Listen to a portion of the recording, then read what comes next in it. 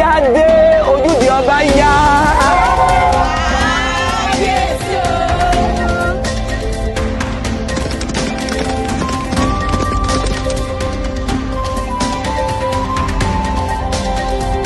Adrons kukweli.